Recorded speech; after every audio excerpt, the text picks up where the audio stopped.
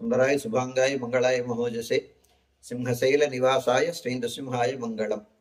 శ్రీ శ్రీ శ్రీ వరాహలక్ష్మీ నృసింహస్వామి వారి సన్నిధానంలో ఆషాఢ బహుళ ద్వాదశి గురువారం, మృగశీర్ష నక్షత్రం, ఆగస్టు 1వ తారీఖు.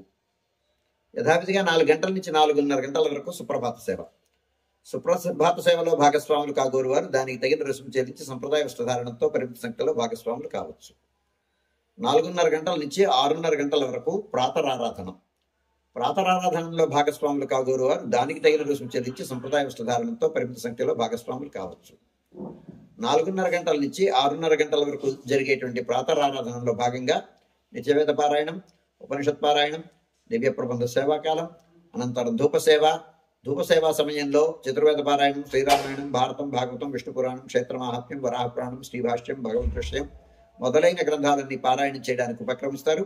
అనంతరం బాలభోగ నివేదనం అయిన తర్వాత నిత్యహోమం, బలిహరణం అయిన తర్వాత మంగళాశాస్త్రం, చాతుర్మార గోష్ఠి, తీర్థ వినియోగం అయిన తర్వాత చుట్టు సన్నిధుల్లో మంగళాశాస్త్రం పూర్తి చేసుకున్న తర్వాత సుమారు 6:30 గంటల నుంచి సర్వదర్శనం ఆరంభమవుతుంది.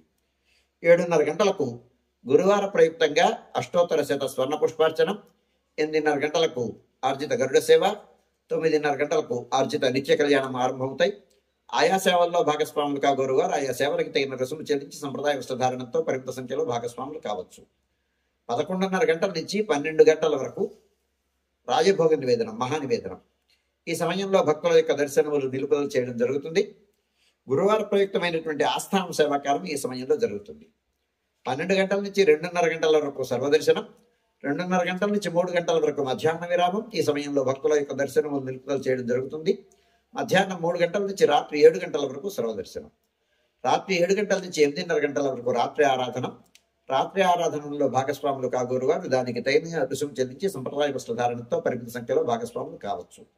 రాత్రి 8:30 గంటల నుంచి 9 గంటల వరకు సర్వదర్శనం, 9 గంటలకు ఏకాంత సేవ కవాట బంధనంతో ఈనాటి కార్యక్రమం సుసంపన్నమవుతుంది.